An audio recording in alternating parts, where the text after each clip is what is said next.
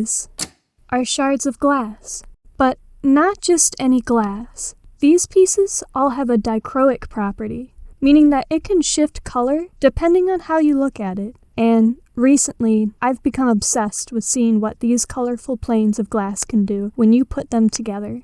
With dichroic glass, light is allowed to pass through each plane, but its colorful film also reflects some of that light.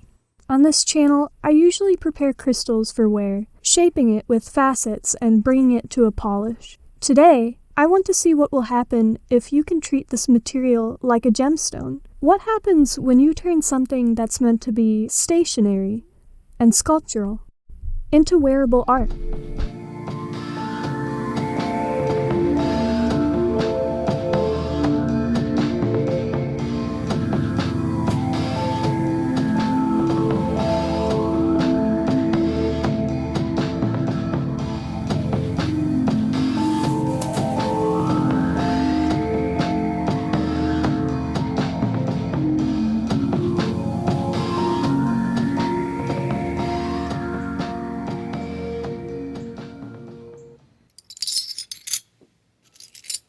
I want to pick the best colors, maybe colors that combine together or complement each other when I stack them together.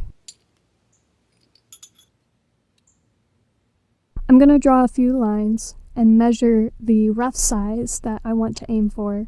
So I'm going to try for around 12 millimeter.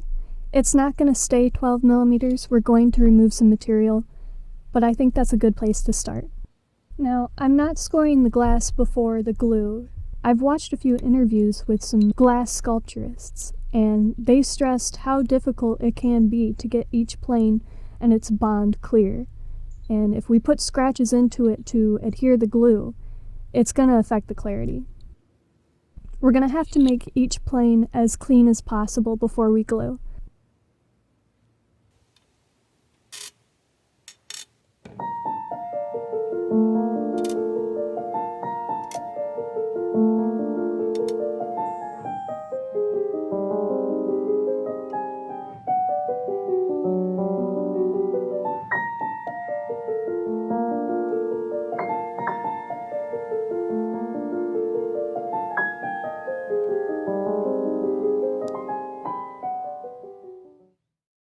So this is actually the second time that I've glued these pieces together. I actually re-glued it off camera when I noticed a lot of these bubbles. They were a lot bigger. We still have some microscopic bubbles here, so I'm going to have to learn a better method in the future.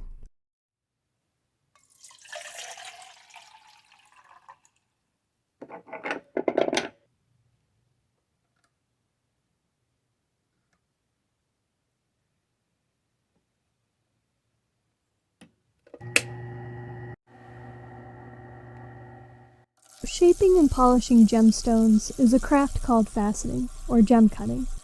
My technique is called precision cutting. Overall, it's the color and the shine and the gem's best potential that takes priority over its final size. We're dealing with a unique optical property combined with the clarity and the refraction of glass.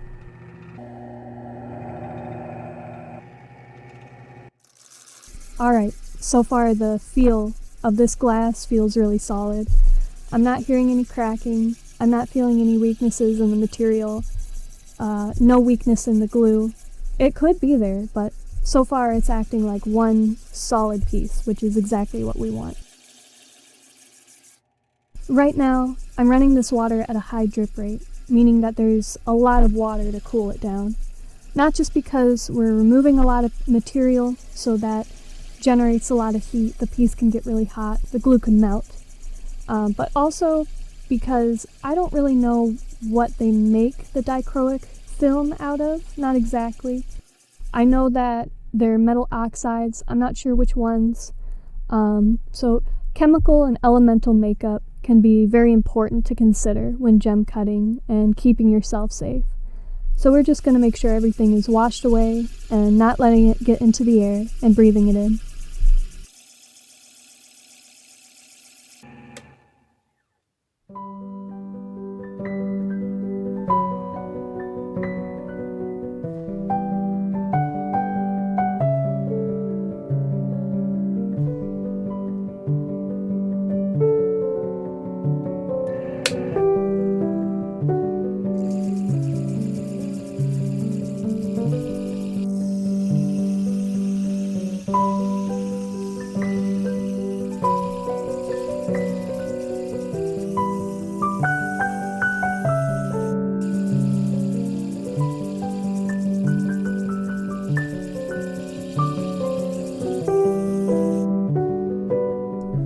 removed all the excess material, you can see that the point, the bottom half of this gem, is starting to take shape. So now I'm going to finalize the shape of the piece. We're going to round off the corners, and that also should give us a rough size.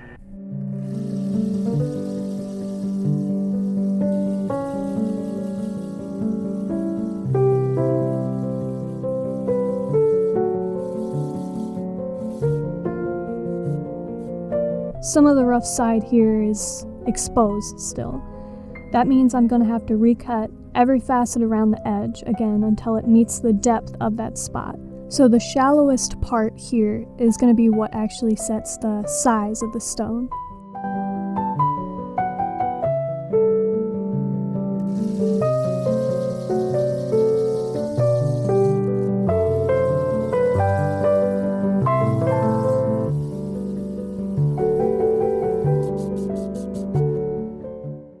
Okay, I've got the circumference of the piece roughed in, and already I'm seeing the color of the glass overexpose the camera. Wow, this might be hard to catch on film the more we go on. It looks like this piece is going to be about an 11.5. That's pretty large. That's going to make a good statement piece.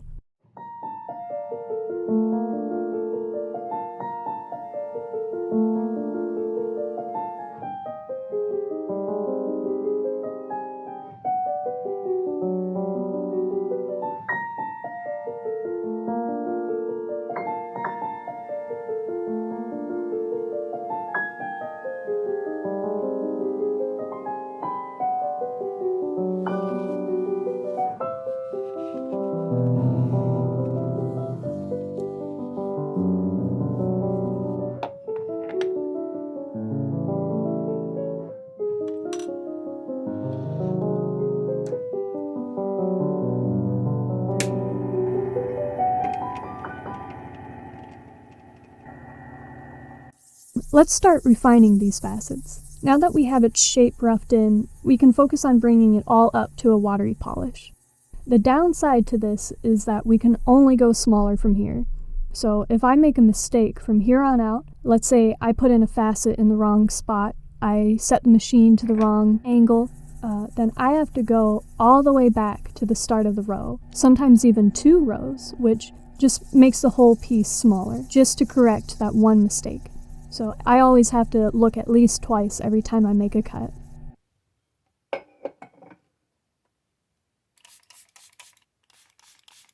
For glass, I'm going to be using a cerium oxide embedded ultralap.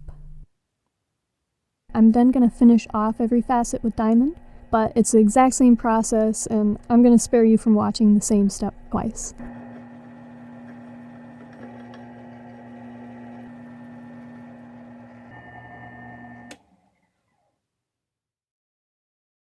Okay, we're getting some amazing color already.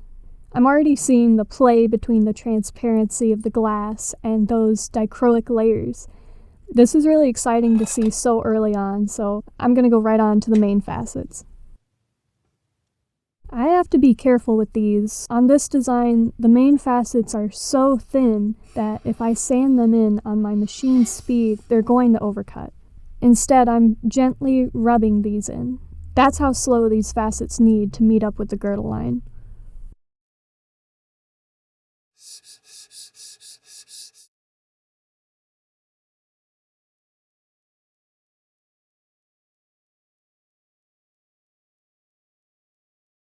Those came out good. They're cut in just before the edge so that we can leave some room for the polish.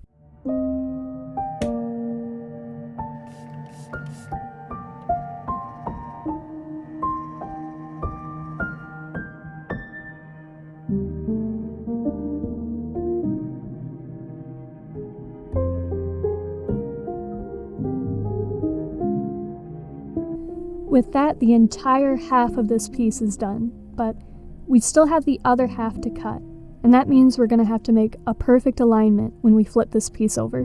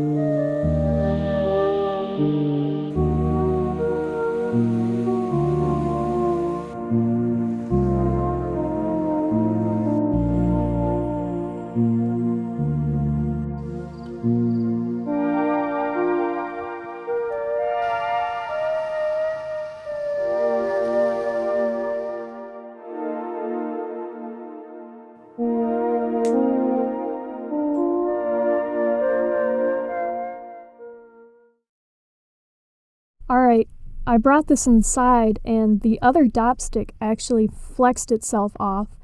I couldn't even capture that on camera. But the good news is it's aligned and it's on the right side, so we'll be able to cut this in a tall table for the design.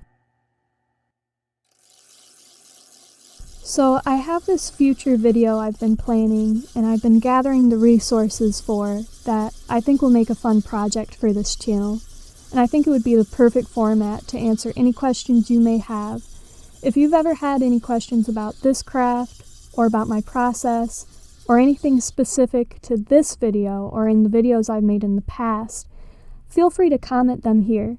I'll mostly select the questions posted under this video to answer for in that one.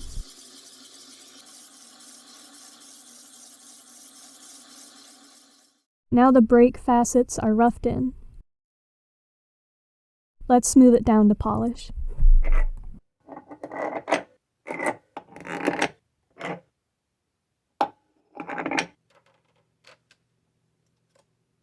For large facets, you don't actually always have to take the time to polish the entire surface. The layer of facets above this are going to cut really deep into these. So that means I only have to worry about this small section for each facet. The rest of it will be sanded away. Let's do that now.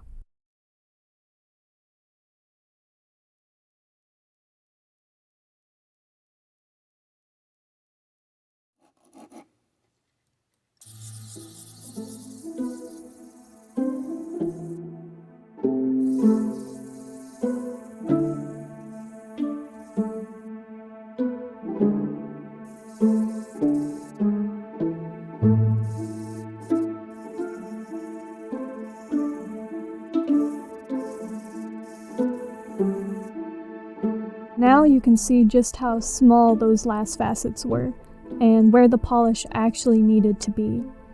We'll be dealing with the same situation for the next row. Only a small part needs to be polished. We'll cut away the rest.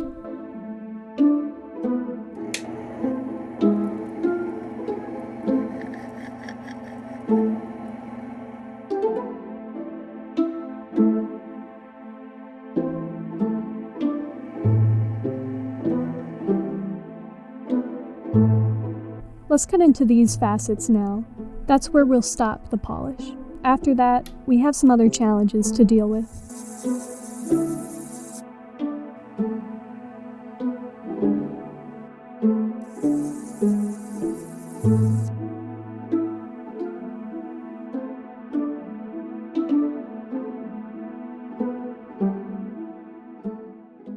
Look at how small those turned out. But that's okay, that's what this design really needs.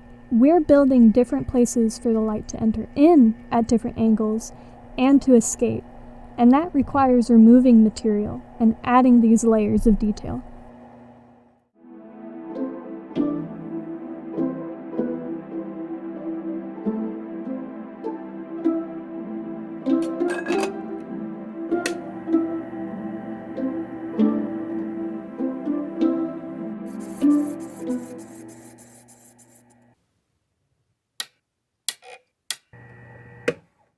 I'm starting to see a lot more reflection in this crown half than translucency, like we had in the pavilion half. You can see this unique X pattern filling in for the table cut reflected in the dichroic layer underneath this. Let's get these polished and get it off the dop, and we'll see how both halves perform all together.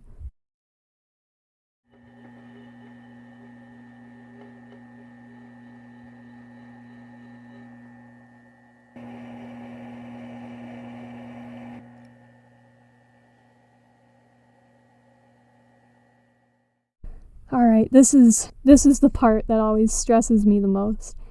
Taking the piece off the glue, getting it off the metal dop stick, hoping it won't chip or crumble in your hands right before you can see the finished product. And remember, we can't use acetone here, as it will remove the layers of glass that we put together and faceted. Let's hope that our heat method doesn't shock the glass.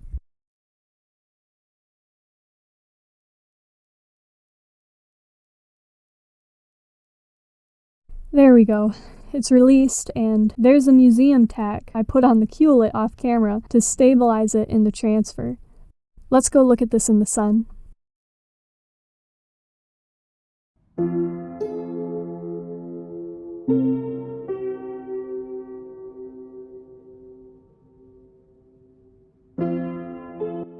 Throughout this video, the colors that the camera picked up really hasn't been accurate.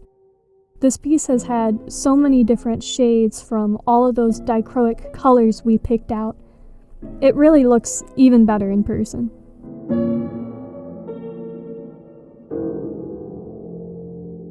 Now, did this piece turn out as good as the beautiful glass sculptures that inspired this project?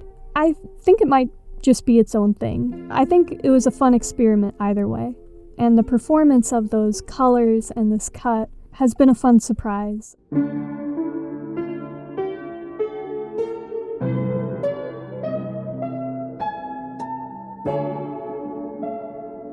Even though this project went fairly smooth, this video still took a month to complete. On average, my gem cutting projects can take even longer if I run into any problems, which I typically do.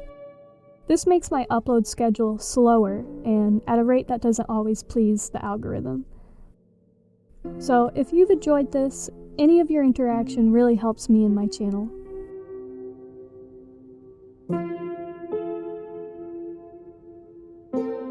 Thank you so much for joining me in this fun little piece. I hope to try other experimental materials, and maybe even some unique shapes in the future. With my limited upload schedule, I just want to thank you so much for your patience and for following the process along the way.